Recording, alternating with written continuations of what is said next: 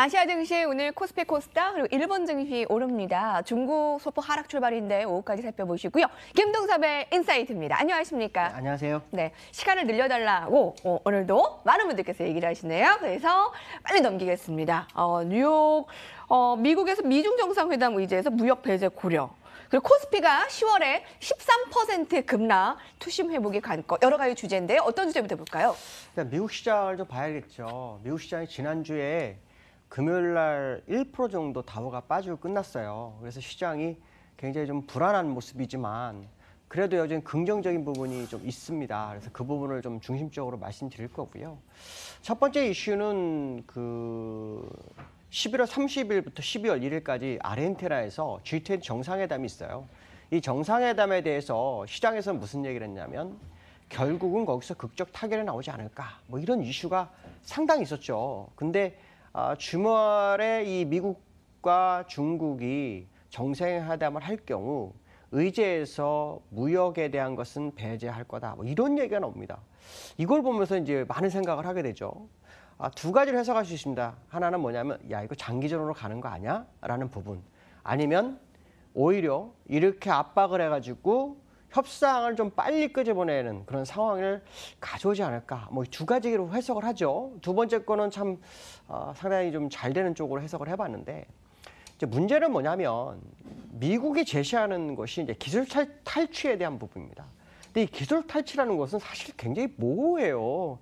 뭐 한 나라는 계속 앞서가는데 뒤에 따라간 나라는 그 기술을 더 늘리지 말라는 거하고 똑같은 건데 그건 말이 안 되는 것 같고요. 어느 정도 협상안이 나와야 되지 않을까 뭐 이런 생각을 합니다.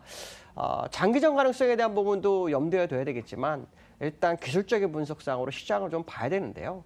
미국 시장이 이번 주에 반등을 하기 위해서는 그 실적에서 애플 주가가 굉장히 중요할 것 같습니다. 그래서 애플 실적을 좀 관심 있게 봐야 될 것 같고요. 기술적 접근을 한번 해보도록 하겠습니다. 기술적으로 보면 제가 이제 지난주 금요일에 좀 빠졌지만 조금 긍정적인 게 있다. 뭐 그런 표현을 썼는데 무슨 말이냐면 60주선을요 이탈을 했다가 올라왔었는데 금요일 날 빠졌어요. 빠졌는데도 불구하고 올라오는 60주선은 안 깨고 끝났습니다. 이게 굉장히 좀 긍정적이다라고 보는 거고요.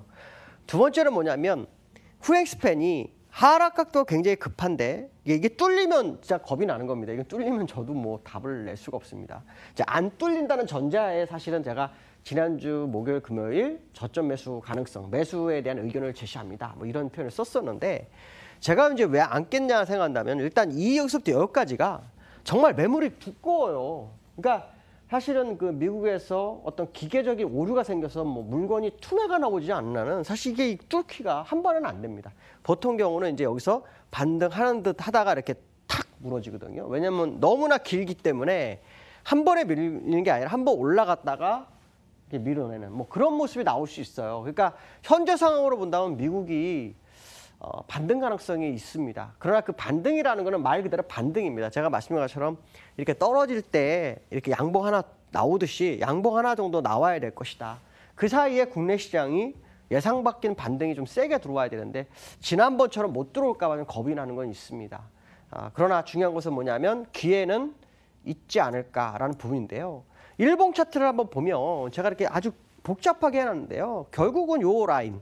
제가 여기는 선을 안 그어놨었죠. 근데 여기 라인에서 3일 정도 싸움을 하는 것으로 보면 아마도 되돌림 구간이 좀 있을 것으로 예상이 됩니다. 아마 25,600 정도 만약에 간다면 그 정도 선이 아마 최후의 선이 될 거라고 보는데 물론 그 시점에 가서 어떤 뉴스가 나올지는 좀 지켜봐야 되겠지만 그 시점에서 다시 한번 얘기를 할 것이라고 말씀드리고요. 다만 현재로서는 추가적 하락이 대가에 대한 의문점을 갖습니다. 물론 시장 상황이 그래 좋지 않은 상황이기 때문에 뭐 모건 스탠이나 이런 데서 뭐 아직도 6에서 8% 정도 추가 하락을 얘기하고 있는데 저는 사실은 하방주의자는 아니지만 이 하방으로 갈 거라고 믿고는 사람 중에 한 명입니다. 다만 하방이라는 것도 반등이 있으면서 가는 게 맞다라고 판단하고 있고요. 자, 두 번째 이슈를 보도록 하겠습니다. 두 번째 이슈는요. 반대 매매가 많이 나옵니다.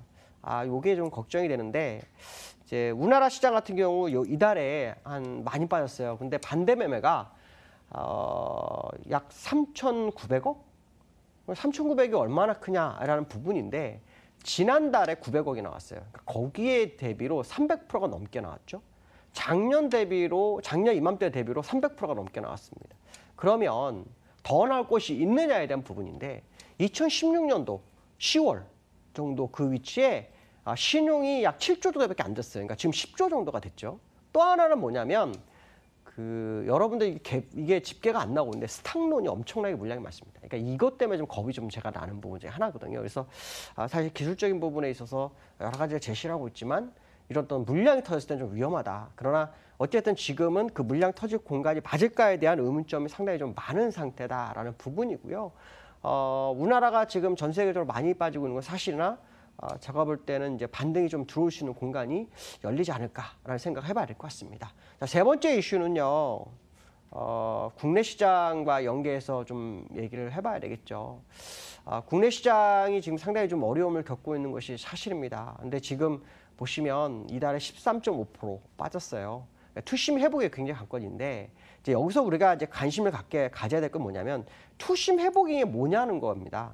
투심 회복에는 두 가지가 있어요. 수급적인 부분에서 회복이 되든지. 그러니까 외국인들이 이달에 4조 5천억을 팔았어요. 그러니까 그거를 어느 정도 회수를 해주는 모습이 나오는지 아니면 정말 시장에서 문제가 됐던 무역 분쟁이 어느 정도 해결된다든지 아니면 국내 경기가 살아나든지. 근데 지금 두 번째, 세 번째 거는 조금 시간이 걸리죠. 그러니까 결국 수급으로밖에 볼 수가 없는 그런 상황인데요.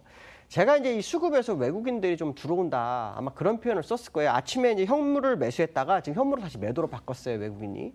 근데 이걸 왜 중시 여기냐면 제가 아마 이 얘기를 하면서 매수 의견을 낸 이유가 뭐냐면 외국인들의 패턴이 있어요. 주가가 빠질 때 선물을 막 밀다가 주가가 더 빠지면 선물을 삽니다. 일정 부분 선물을 사고 난 다음에 하는 행동이 뭐냐면 선물을 사면서 프로그램 매수를 땡겨요. 지금 보시면 제가 이제 여기 보여드릴 건데 여기가 이제 프로그램 매수입니다. 그러니까 프로그램 매수가 계속 들어옵니다. 그러고 난 다음에 들어가는 게 뭐냐면 바로 요 위에 현물이 들어옵니다. 그러니까 오늘 현물이 들어올랑 말랑 거리다가 지금 나갔거든요. 근데 중요한 것은 뭐냐면 들어오고자 의지가 선물에 있고 프로그램에 있습니다. 그러니까 이거는 어떻게 보면 추세적이기보다는 두 번째, 세 번째 해결되지 않으면 추세적이기보다는 반등일 건데 그 반등의 조건은 분명히 갖춰지는 게 아니냐. 물론 악재가 터져서 무너질 수도 있습니다. 그러나 그것까지는 생각을 해서는 주식시장에 대응을 할 수가 없지 않을까. 그렇다면 지금은 결국 외국인의 선물과 프로그램 매수에 의한 실질적인 현물 매수가 일시적으로 들어오는지 이게 관전 포인트가 될 거다라고 보시면 맞지 않을까 이렇게 말씀드릴 수 있을 것 같습니다. 오늘 여기까지 하겠습니다. 감사합니다. 예, 굉장히 도움된 기술적인 차트 흐름과 프로그램 매매, 외국인 동향 잘 살펴보시고요. 여러분, 아마 힘을 느끼시지는 못할 거예요. 그러니까 중국 증시도 하락 출발한 것을 보고 코스피가 더 탄력을 늘리지는 못하고 오히려 상승폭을 코스닥은 조금 줄였는데요. 오후까지 대응의 영역에서 잘 버티시고 저희는 내일 이 시간에 찾아뵙겠습니다. 시청해주신 여러분 고맙습니다.